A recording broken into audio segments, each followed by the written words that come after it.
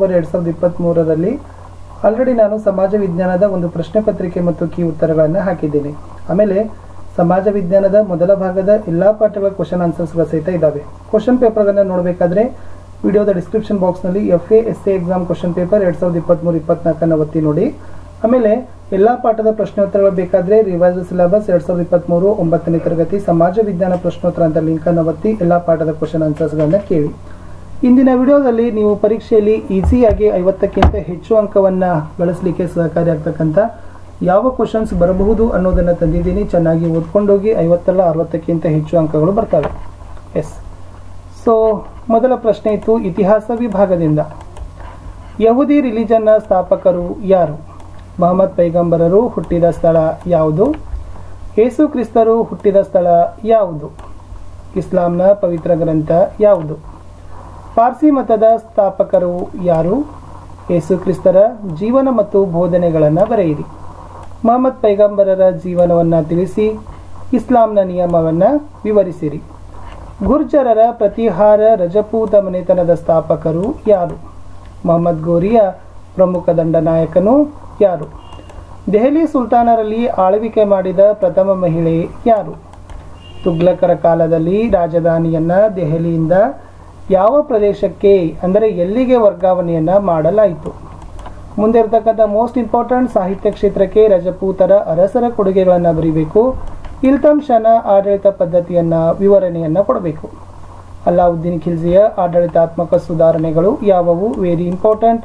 ಕಲೆ ಮತ್ತು ವಾಸ್ತುಶಿಲ್ಪಕ್ಕೆ ದೆಹಲಿ ಸುಲ್ತಾನರ ಕೊಡುಗೆಗಳನ್ನು ಬರೆಯಿರಿ. ಶಂಕರಾಚಾರ್ಯರು ಎಲ್ಲಿ ಜನಿಸಿದರು? ದ್ವೈತ ಸಿದ್ಧಾಂತದ ಪ್ರತಿಪಾದಕರು ಯಾರು? ಬಸವಣ್ಣನವರು ಮಾಡಿದ ಕಾರ್ಯಗಳು ಯಾವುವು? ರಾಮಾನುಜಾಚಾರ್ಯರು ರಚಿಸಿದ ಗ್ರಂಥಗಳನ್ನು ತಿಳಿಸಿ. ಶಂಕರಾಚಾರ್ಯರ ಬೋಧನೆಗಳನ್ನು ಬರೆಯಿರಿ. ವಿಜಯನಗರ ಸಾಮ್ರಾಜ್ಯವನ್ನು ಯಾರು ಮತ್ತು ಯಾವಾಗ ಸ್ಥಾಪಿಸಿದರು? ಮಧುರ ವಿಜಯ ಬರೆದವರು ಯಾರು? ಬೀದರ್ನಲ್ಲಿ ಮದರಸವನ್ನು ಕಟ್ಟಿದವರು ಯಾರು? ವಿಜಯನಗರವನ್ನು ಆಳಿದ 4 ಪ್ರಮುಖ ರಾಜಮನೆತನಗಳನ್ನು ಹೆಸರಿಸಿರಿ. 2ನೇ ದೇವರಾಯನ ಸಾಧನೆಗಳನ್ನು ಬರೆಯಿರಿ. ಕಲೆ, ವಾಸ್ತುಶಿಲ್ಪ, ಅರ್ಥವ್ಯವಸ್ಥೆ ಮತ್ತು ಸಮಾಜಕ್ಕೆ ವಿಜಯನಗರ ಸಾಮ್ರಾಜ್ಯದ ಕೊಡುಗೆಗಳನ್ನು ಬರೆಯಿರಿ. ಶಿಕ್ಷಣ, ಕಲೆ, ವಾಸ್ತುಶಿಲ್ಪ, ಆಡಳಿತ ಮತ್ತು ಕಂದಾಯ ವ್ಯವಸ್ಥೆಗೆ ಬಹಮನಿ ಸುಲ್ತಾನರ ಕೊಡುಗೆಗಳನ್ನು ಬರೆಯಿರಿ. ಸುಮಾರು ನಿಮಗೆ 22ರಿಂದ 24 ಮಾರ್ಕ್ಸ್ ಏನು ಮಾಡ್ತಾರಪ್ಪ ಅಂದರೆ ಹಿಸ್ಟ್ರಿದಿಂದ ಕ್ವಶನ್ಸ್ಗಳು ಬರ್ತಾವೆ. ಅದರಲ್ಲಿ ಸಾಮಾನ್ಯವಾಗಿ 3-4 ಅಂಕಗಳಿಗೆ ಬಹಳ ರಿಪೀಟ್ ಆಗ್ತಕ್ಕಂಥ ಕ್ವಶನ್ಸ್ಗಳು ಯೇಸು ಕ್ರಿಸ್ತರ ಜೀವನ ಬೋಧನೆ, ಮೊಹಮ್ಮದ್ ಪೈಗಂಬರರ ಜೀವನ. ನೆಕ್ಸ್ಟ್ ಇರ್ತಕ್ಕಂಥದ್ದು ಸಾಹಿತ್ಯ ಕ್ಷೇತ್ರಕ್ಕೆ ರಜಪೂತರ ಕೊಡುಗೆಗಳು, ಇಲ್ತಮ್ಷನ ಆಡಳಿತ ಪದ್ಧತಿ, ಅಲ್ಲಾವುದ್ದೀನ್ ಖಿಲ್ಜಿ ಆಡಳಿತಾತ್ಮಕ ಸುಧಾರಣೆಗಳು. ಓಕೆ, ಇವೆಲ್ಲ ಮೋಸ್ಟ್ ಆಗಿ ನಿಮ್ಗೆ ಏನಾಗ್ತಾವಪ್ಪ ಅಂದರೆ ಕ್ವಶನ್ಸ್ ಬರ್ತಾವೆ. ಕಲೆ, ವಾಸ್ತುಶಿಲ್ಪ ಮತ್ತು ಅರ್ಥವ್ಯವಸ್ಥೆ, ಸಮಾಜಕ್ಕೆ ವಿಜಯನಗರ ಸಾಮ್ರಾಜ್ಯದ ಕೊಡುಗೆಗಳು. ಮುಂದೆ ಶಿಕ್ಷಣ, ಕಲೆ, ವಾಸ್ತುಶಿಲ್ಪ, ಆಡಳಿತ ಮತ್ತು ಕಂದಾಯಕ್ಕೆ ಬಹಮನಿ ಸುಲ್ತಾನರ ಕೊಡುಗೆಗಳು. ಇವೇ ಕ್ವಶನ್ಸ್ಗಳು ಮ್ಯಾಕ್ಸಿಮಮ್ ಆಗಿ ಏನು ಮಾಡ್ತಾರಪ್ಪ ಅಂದರೆ ಕೇಳ್ತಾರೆ. ಇವು ಲಾಸ್ಟ್ ಇಯರ್ ಎಲ್ಲ ಕೇಳಿದ್ದಾರೆ. ಬಾಕಿ ಎಲ್ಲ ಕ್ವಶನ್ 1 ಮಾರ್ಕ್ಸ್ ಮತ್ತು 2 ಮಾರ್ಕ್ಸಿಗಿತ್ತು. ನಾನು ಟಿಕ್ ಮಾಡಿ ತೋರಿಸಿದ್ದೀನಲ್ಲ, ಅವೆಲ್ಲ 3 ಮಾರ್ಕ್ಸ್ಗೆ 4 ಮಾರ್ಕ್ಸ್ಗೆ ಬರ್ತವೆ. ಸಂವಿಧಾನ ಎಂದರೇನು? 1 ಅಂಕದ ಪ್ರಶ್ನೆ. ಸಂವಿಧಾನ ಕರಡು ಸಮಿತಿಯ ಅಧ್ಯಕ್ಷತೆಯನ್ನು ವಹಿಸಿದವರು ಯಾರು? ಇದು ಕೂಡ 1 ಮಾರ್ಕ್ಸಿಗೆ ಬರ್ಬೋದು. ನೂತನ ಸಂವಿಧಾನ ರಚನಾ ಸಭೆಯ ಅಧ್ಯಕ್ಷರು ಯಾರು? ಭಾರತ ಸಂವಿಧಾನದ ಪ್ರಸ್ತಾವನೆ ಏನನ್ನು ಒಳಗೊಂಡಿದೆ? Very important. 2 ಅಥವಾ 3 ಮಾರ್ಕ್ಸಿಗೆ ಬರ್ತದೆ. ನಮ್ಮ ಸಂವಿಧಾನದ ಪ್ರಮುಖ ಲಕ್ಷಣಗಳನ್ನು ವಿವರಿಸಿರಿ. ಇದು ಕೂಡ 2-3 ಮಾರ್ಕ್ಸಿಗೆ ಬರ್ತದೆ. ಮೂಲಭೂತ ಕರ್ತವ್ಯಗಳು, ಮೂಲಭೂತ ಹಕ್ಕುಗಳು, ರಾಜ್ಯ ನಿರ್ದೇಶಕ ತತ್ವಗಳು. 3ರಲ್ಲಿ 1 ಕ್ವಶನ್ ಅಂತೂ ಫಿಕ್ಸ್. ರಾಜ್ಯಸಭೆಯ ರಚನೆ. 3 ಸೇನಾಪಡೆಗಳ ದಂಡನಾಯಕರು ಯಾರು? ರಾಷ್ಟ್ರಪತಿ. ಕೇಂದ್ರ ಲೋಕಸೇವಾ ಆಯೋಗದ ಅಧ್ಯಕ್ಷರನ್ನು ಯಾರು ನೇಮಿಸ್ತಾರೆ? ನೆನಪಿಟ್ಕೊಡ್ರಿ, ಲೋಕಸಭಾ ಸದಸ್ಯರಾಗಲು ಇರಬೇಕಾದ ಅರ್ಹತೆಗಳು ವೆರಿ ಇಂಪಾರ್ಟೆಂಟ್. ಪ್ರಧಾನಮಂತ್ರಿಯ ಅಧಿಕಾರಗಳನ್ನು ಪಟ್ಟಿ ಮಾಡ್ರಿ. ರಾಜ್ಯಪಾಲರನ್ನು ಯಾರು ನೇಮಿಸ್ತಾರೆ? ರಾಜ್ಯಪಾಲರ ಅರ್ಹತೆ, ಅಧಿಕಾರ, ಅವಧಿಯನ್ನು ವಿವರಿಸಿರಿ. ಸರ್ವೋಚ್ಚ ನ್ಯಾಯಾಲಯ ಯಾವಾಗ ಅಸ್ತಿತ್ವಕ್ಕೆ ಬಂದಿತ್ತು?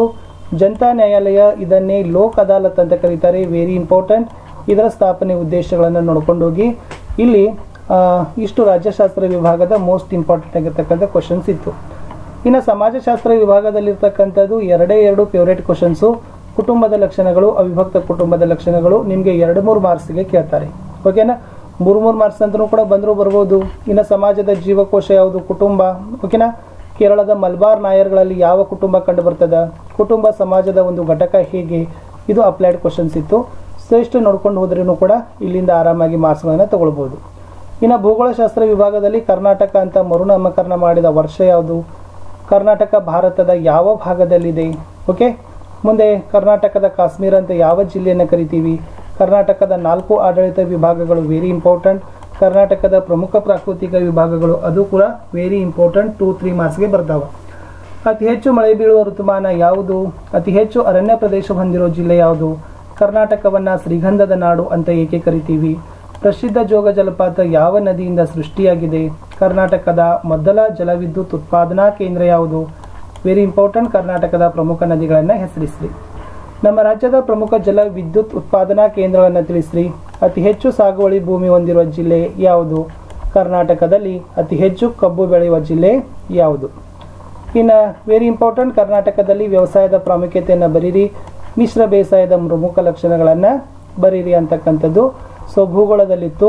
ಭೂಗೋಳದಲ್ಲಿ ನೀವು ಕರ್ನಾಟಕದ ನಕ್ಷೆನ ಪ್ರಾಕ್ಟೀಸ್ ಮಾಡಿಕೊಡ್ರಿ. ಅಲ್ಲಿ ನದಿಗಳು, ಜಲ ಉತ್ಪಾದನಾ ಕೇಂದ್ರಗಳು, ಓಕೆ, ಇವುಗಳು ಇದ್ದಾವೆ. So very very most important ಆಗಿರ್ತಕ್ಕಂಥದ್ದು. ಟೋಟಲಿ ನಿಮ್ಮ ಕರ್ನಾಟಕದ ಪ್ರಾಕೃತಿಕ ವಿಭಾಗಗಳ ಸ್ಥಳಗಳನ್ನೇ ನಿಮಗೆ ಕೇಳ್ತಾರೆ. ಕರ್ನಾಟಕದ ನಕ್ಷೆ ಬರೆದ್ರೆ 1 ಅಂಕ. ಕರ್ನಾಟಕದಲ್ಲಿ ಸಂಬಂಧಪಟ್ಟಿರ್ತಕ್ಕಂಥ ಸ್ಥಳಗಳು ನಿಮ್ಮ ಏನು ಜಿಯೋಗ್ರಫಿಯಲ್ ಕ್ವಶನ್ಸ್ ಅಲ್ಲಿ ಏನು ಪಾಠಗಳಿದಾವಲ್ಲ ಕರ್ನಾಟಕಕ್ಕೆ ಸಂಬಂಧಪಟ್ಟಂತೆ ಅವೆಲ್ಲ ಪಾಠಗಳನ್ನು ನೋಡ್ಕೊಂಡ್ರು ಕೂಡ ತಾವೇನು ಮಾಡ್ಬೋದು, ಆರಾಮಾಗಿ ಗುರುತಿಸ್ಬೋದು. ಈಗಿನ ನಡೆದನೆ ಪ್ರಾಕ್ಟೀಸ್ ಮಾಡಿಕೊಡ್ರಿ. 5 ಅಂಕ ಆರಾಮಾಗಿ ತಗೊಳ್ತೀರಿ. ಅರ್ಥಶಾಸ್ತ್ರ ವಿಭಾಗದಲ್ಲಿ ಬರೋದಾದ್ರೆ ಕೈಗಾರಿಕಾ ಕ್ರಾಂತಿ ಮೊದಲು ಯಾವ ದೇಶದಲ್ಲಿ ಆರಂಭ ಆಯಿತು? ಆದಾಯದ ಮೂಲಗಳು ಯಾವುವು? ಉದ್ಯೋಗದ ಮೂಲಗಳು ಯಾವುವು? ಸ್ಥಿರಾತ್ಮಕ ಮತ್ತು ಚಲನಾತ್ಮಕ ಅರ್ಥಶಾಸ್ತ್ರದ ವ್ಯತ್ಯಾಸಗಳನ್ನು ಬರೀರಿ. ಭಾರತದ ಪ್ರಮುಖ ಉದ್ಯೋಗ ಯಾವುದು? ಸ್ಟೇಟ್ ಬ್ಯಾಂಕ್ ಆಫ್ ಮೈಸೂರನ್ನು ಸ್ಥಾಪಿಸಿದವರು ಯಾರು? ಕರ್ನಾಟಕದ ಒಟ್ಟು ಭೌಗೋಳಿಕ ವಿಸ್ತೀರ್ಣ ಎಷ್ಟಿದೆ? ನೂತನ ಆರ್ಥಿಕ ಸುಧಾರಣಾ ನೀತಿ ಯಾವ ವರ್ಷ ಜಾರಿಯಾಯಿತು? ಕೈಗಾರಿಕಾ ವಲಯದ ಪ್ರಾಮುಖ್ಯತೆ ವೆರಿ ಮೋಸ್ಟ್ ಇಂಪಾರ್ಟೆಂಟ್ ಕ್ವಶನ್ಸ್. ಕರ್ನಾಟಕದ ಪ್ರಮುಖ ನೀರಾವರಿ ಯೋಜನೆಗಳನ್ನು ಪಟ್ಟಿ ಮಾಡಿ. ಇದು ಕೂಡ ವೆರಿ ಇಂಪಾರ್ಟೆಂಟ್ ಆಗಿರ್ತಕ್ಕಂಥ ಕ್ವಶನ್ ಇತ್ತು. ಇನ್ನು ಸಮಾಜಶಾಸ್ತ್ರದ ಲಾಸ್ಟಲ್ಲಿ ಇರ್ತಕ್ಕಂಥದ್ದು ವ್ಯವಹಾರ ಅಧ್ಯಯನದ ಕ್ವಶನ್ಸ್ಗಳು. ಅದನ್ನು ನೋಡೋಕ್ಕಿಂತ ಮುಂಚೆ ತಾವೆಲ್ಲರೂ ಕೂಡ ವಿಡಿಯೋನ ಲೈಕ್, ಶೇರ್ ಹಾಗೂ ಸಬ್ಸ್ಕ್ರೈಬ್ ಮಾಡಲಿಕ್ಕೆ ಮರೆಯದಿರಿ. ನಿಮ್ಮ ಒಂದು ಲೈಕ್, ನಿಮ್ಮ ಒಂದು ಶೇರ್ ನಮಗೆ ಭಾಳಷ್ಟು ಮೋಟಿವೇಶನ್ ಅನ್ನು ತಂದು ಕೊಡ್ತದೆ. ನಮ್ಮದೇ ವಾಟ್ಸಪ್ ಚಾನಲ್ಗೆ ಬಂದು ಜಾಯ್ನ್ ಆಗಿ, ಟೆಲಿಗ್ರಾಮ್ ಗ್ರೂಪನ್ನು ಜಾಯ್ನ್ ಆಗಿ. ರಿವೈಸ್ ದ ಸಿಲೆಬಸ್ 2023ರ ಸಮಾಜ ವಿಜ್ಞಾನದ ಎಲ್ಲ ಪಾಠದ ಪ್ರಶ್ನೋತ್ತರಗಳನ್ನು ಒಂದು ಸಾರಿ ಕೇಳಿಬಿಡಿ. ಆಮೇಲೆ ಇದೇ ಥರದ ಎಲ್ಲ ಕ್ವಶನ್ ಆನ್ಸರ್ಸ್ಗಳನ್ನು ನೋಡಬೇಕಾದ್ರೆ FA SA exam question paper 2023-24 ಅಂತ ಪ್ಲೇಲಿಸ್ಟ್ ಲಿಂಕ್ ಇದೆ, ಅದನ್ನು ಸಹಿತ ಚೆಕ್ ಮಾಡಿ ಅಂತ ಹೇಳ್ತಾ, ವ್ಯವಹಾರ ಅಧ್ಯಯನದ ಪ್ರಶ್ನೆಗಳಲ್ಲಿ ನಿರ್ವಹಣೆ ಅಂದರೆ ಏನು? Henri Fayol very most important. ಅವರ ಪ್ರಕಾರ ನಿರ್ವಹಣೆ ತತ್ವಗಳು ಏನು? ವ್ಯವಹಾರ ನಿರ್ವಹಣೆಯಲ್ಲಿ ನಿರ್ಧಾರ ತೆಗೆದುಕೊಳ್ಳೋದರ ಪ್ರಾಮುಖ್ಯತೆ ಏನು? Very most important. ನಿಯಂತ್ರಣ ನಿರ್ವಹಣಾ ಕಾರ್ಯದಲ್ಲಿ ಮುಖ್ಯವಾದದ್ದು ಹೇಗೆ? ನಿಯಂತ್ರಣದ ಮುಖ್ಯ ಧ್ಯೇಯಗಳೇನು? Very most important questions. ಇಷ್ಟು ಸಮಾಜ ವಿಜ್ಞಾನದಲ್ಲಿ ನಾನು ನಿಮಗೆ ಬೇರೆ ಎಕ್ಸಾಮ್ಗೆ ಬರ್ತಕ್ಕಂಥ ಕ್ವಶನ್ಸ್ಗಳನ್ನು ಹೇಳಿದ್ದೀನಿ. ಚೆನ್ನಾಗಿ ಓದ್ಕೊಂಡು ಬರ್ಕೊಂಡು ಹೋಗಿ, ಬರೆದು ಪ್ರಾಕ್ಟೀಸ್ ಮಾಡ್ಕೊಂಡು ಹೋಗಿ, ಓಕೆನಾ? ಸೊ ಮತ್ತೆ ಸಿಗ್ತೀನಿ ಹಿಂದಿ ವಿಷಯದ ಪ್ರಶ್ನೋತ್ತರದೊಂದಿಗೆ. ನಿಮ್ಮೆಲ್ಲ ಲೈಕ್, ಶೇರ್ ಹಾಗೂ ಸಬ್ಸ್ಕ್ರೈಬ್ಗಳು ನಮಗೆ ಹೆಚ್ಚು ಬೇಕು ಅಂತ ಹೇಳ್ತಾ ಟೇಕ್ ಕೇರ್. ಬಾಯ್.